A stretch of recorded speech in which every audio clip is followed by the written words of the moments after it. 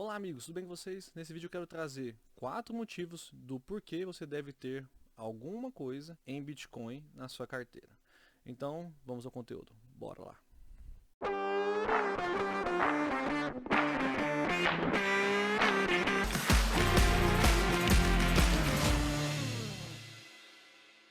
Então galera, antes de mais nada, se gosta do canal, se inscreve, se gosta do vídeo, deixa o like, ativa o sininho para as notificações e se tiver alguma dúvida, deixa aqui nos comentários e vamos ao conteúdo. O primeiro motivo do Bitcoin que eu acredito que seja importante você ter na carteira é a questão da sua escassez. O Bitcoin não pode ser imprimido além de 21 milhões de unidades. Então, no máximo que o mundo pode ter são 21 milhões de bitcoins na sua carteira. Então, torna-se um ativo escasso, não tem como produzir nem sequer um a mais além da medida. Então, isso é muito interessante porque as pessoas se baseiam em ativos mais seguros, né?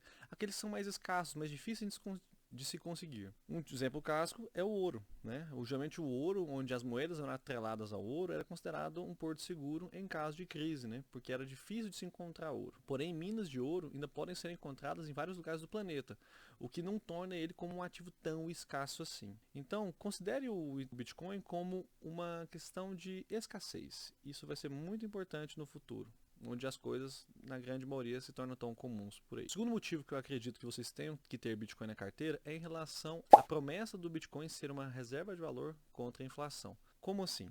Os governos, eles imprimem dinheiro de maneira irresponsável a depender do momento, né? Esquecem que quando se imprime o dinheiro, você causa uma inflação muito grande. Eu já trouxe vários vídeos no canal sobre esse tema.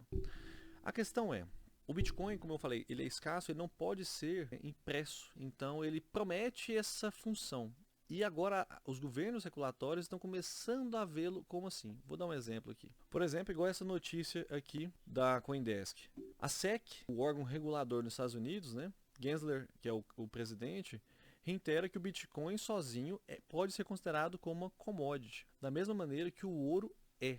Então, só que ele estão querendo tirar ele dessa estampa, né, de cripto e botar ele como uma questão de reserva, porque ele já se provou mais seguro, ele já passou pelas provas do tempo e as pessoas começam a ver ele como um ativo que pode ser sim considerado em caso de reserva de valor. Os bilionários também têm eles também querem proteção para o patrimônio deles. Por mais que eles consigam controlar muito bem os movimentos de mercado, a proteção é muito interessante, porque mesmo assim eles não conseguem controlar os governos de modo muito enfático, né? Porque os governos, eles temem, teoricamente, o povo. Quando acontece uma crise, se o governo não socorre, o governo cai. Então o governo se desespera, começa a dar dinheiro para a galera, a gente viu bastante isso no Covid. Isso depois gera uma inflação, que depois o governo tenta combater isso de outra forma e acaba que o dinheiro, querendo ou não, o poder de compra dele se esvai permanentemente, né? O dólar se esvai, né, consistentemente. Então, é interessante como o governo começa a ver essa situação, depois vocês podem ver a notícia aqui, em relação a este ponto, tá? Então, o Bitcoin sozinho considerado commodity. As outras criptomoedas estão considerando como securities, né? Como uma outra seção de ativos, mas isso ainda não foi definido ainda. Tem muito pano para manga para essa história. Um outro ponto que eu quero trazer para vocês é que o Bitcoin ele tem um crescimento proporcional à utilização das pessoas na internet. Como assim? O Bitcoin depende exclusivamente da internet. Quanto mais a população mundial tiver aderido à internet, mais aderido a tecnologias de smartphones e a tecnologia propiciar essa transação mais segura, a adoção do Bitcoin tenta ser maior. Um exemplo aqui de uma outra notícia também que eu peguei, que eu já tinha visto falar sobre isso, aqui é um exemplo mostrando que em 2030 1 bilhão de usuários pode ser o objetivo de Bitcoin até 2030. Por que eu falo isso? Porque é interessante a gente comentar a comparação até com a internet. A internet começou bem devagarzinho, adoção mais lenta, e depois explodiu e hoje praticamente ninguém vive sem internet. A maioria dos serviços passa pela internet. Não estou dizendo que o Bitcoin um dia vá passar pelos serviços de moeda, né, como de transação, como o objetivo que ele nasceu. Ele nasceu para ser uma moeda peer-to-peer. Mas a questão interessante ser comentado é que, querendo ou não, a adoção dele aumenta e que pode levar o preço. Para você que é investidor e que quer trazer uma segurança para o seu portfólio, talvez considerar um investimento em Bitcoin, como eu estou trazendo nesse vídeo, seja considerável. Então ele mostrando aqui que primeiro são os inovadores, os primeiros usuários, a maioria inicial, a maioria tardia e os retardatários, que são as fases, né, de adoção, por exemplo, que aconteceu com a internet e pode acontecer com o Bitcoin, né? Aqui mostrando o gráfico, né? Isso aqui é a linha de adoção da internet, né? Nesse eixo vermelhinho aqui de baixo, e nesse eixo de cima mostrando a adoção do próprio Bitcoin aqui, né? Que está bem no início aqui, né? Então, assim, existem projeções de 1 bilhão de 2030, 2 bilhões de 2035. Essas projeções as pessoas vão fazendo, comparando com a adoção que isso pode ser feito a partir da internet. Então, assim, as pessoas vão aprendendo sobre Bitcoin, aprendendo sobre criptomoedas, elas vão aderindo, vão gostando, vão criando serviços para o seu dia a dia, do mesmo jeito que a internet fez. Começou com um site, tinha só um e-mail, de repente apareceu uma rede social, aí agora você consegue fazer tudo pela internet, né? Você já não precisa mais pegar uma fila do banco. Então essas coisas vão criando utilidades através de uma internet, que aí cria um aplicativo para a sua solução e depois a adoção fica em massa. Então isso naturalmente pode levar o Bitcoin a mercados muito maiores, né? Então assim, a partir dessa suposição, teríamos o Bitcoin em um preço de 563 mil dólares, né? A notícia daqui eu vou deixar no link na descrição para vocês lerem com calma, senão esse vídeo vai ficar muito extenso e eu quero passar o conteúdo legal, rápido para vocês aqui. O terceiro ponto é a questão de descentralização, que esse volta até um ponto atrás em relação a por que o governo está começando a considerar ele como uma commodity. O governo não consegue controlar. É muito descentralizado, o governo não tem poder algum sobre o Bitcoin. Eu vi essa uma história, vou passar aqui rapidinho, que quando algo cresce para combater aquilo que já existe, existem etapas de aquele que está no poder começa a encarar aquele que está crescendo, né?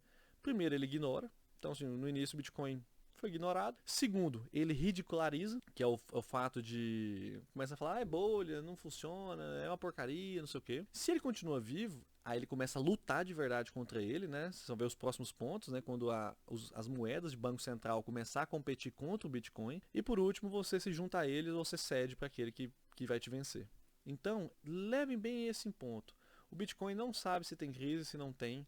Ele continua com os mesmos fundamentos de sempre, mantendo a mesma estabilidade. Na verdade, ele só é melhorado a partir das aplicações, como a Lightning Network, que acelera o processo do Bitcoin. E ele vai tomando espaço. E as pessoas, naturalmente, para cada erro humano que o governo comete, as pessoas pedem confiança do governo e adotam mais confiança em ativos que independem do governo. Então, fica a dica. Eu acho que a chance de o governo continuar errando é bem grande, tá? Acho para sempre, porque o erro é humano e os governantes geralmente não são as melhores pessoas para tomar decisões assim, né? Elas são bem enviesadas dependendo do governo que você está comentando. Então, assim, um ponto interessante é muito importante também saber guardar a sua moeda, porque ela é descentralizada, né? Então você precisa saber guardar os seus ativos. Então vou deixar um vídeo aqui em cima falando das carteiras, tá, digitais aqui, que eu já fiz um vídeo tem um tempo, para você saber guardar como guardar as suas criptomoedas, porque também isso é de suma importância, porque como é descentralizado e o governo não vai te ajudar, os bancos também não têm controle, cabe a você decidir o que fazer com o seu dinheiro. E galera, para finalizar, né, já dei os 4 motivos, eu quero trazer numa análise rápida, não é uma recomendação de investimento, ouçam minhas palavras aqui agora, porém cabe ao ponto de observar que talvez seja o último fundo importante que o Bitcoin esteja fazendo. Estou gravando hoje dia 28 de agosto e é o seguinte, vamos lá. O Bitcoin, vou até limpar o gráfico aqui agora. Bitcoin agora exatamente 20 mil cravados nesse momento que eu estou gravando esse vídeo. Trazer um canal paralelo. Se você pegar todos os pontos e trazer um canalzinho perfeitinho aqui, percebe-se uma linha de tendência muito evidente. Já foi feito um fundo aqui agora nos 17, 18 mil. E se você, de novo, como eu sempre uso o Ichimoku, puxar Fibonacci, do movimento que rompe a nuvem até embaixo, vai trazer o Bitcoin a mais ou menos 18 mil aqui. Então, o Bitcoin pode continuar caindo? Pode. Mas caso ele venha romper essa linha de tendência de baixa, que forma esse canal, talvez seja o final dessa tendência para o início de um movimento, no mínimo, lateral. Pode continuar um movimento de queda depois? Pode. Porém, graficamente já não é tão fácil assim. Isso também vai de acordo com os gráficos que eu trouxe há muito tempo atrás sobre o que acontece dentro da blockchain. Se eu der um zoom aqui como estamos agora, olha, o Bitcoin agora na faixa dos 20 mil, estamos na fase de promoção, onde o preço mínimo a ser encontrado por esse gráfico, que nunca foi perdido, foi 16 mil dólares. Então não é muito longe dos 18 que eu estou falando, tá?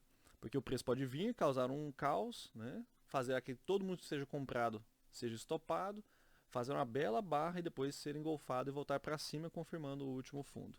Tá? E um gráfico que nunca foi perdido, como vários outros gráficos do Bitcoin traz. Esse aqui é o gráfico do arco-íris, eu trouxe ele uma vez. Outro gráfico também que traz a mesma ferramenta, que traz o mesmo ponto, é o gráfico de previsão aqui. Olha só, os mesmos 16 mil. Então nessa faixa dos 18 aos 16 mil, talvez realmente seja o fundo do Bitcoin, fundo que nunca foi perdido em nenhuma das situações de nenhum gráfico que foi encontrado. Pode cair dessa vez? Pode, tudo pode acontecer. Porém, a chance que estejamos chegando no fundo. Então, galera, como eu repeti, não é recomendação, mas fica a dica, porque depois, se der certo lá na frente, vocês me agradecem. Nos vemos numa próxima e fui!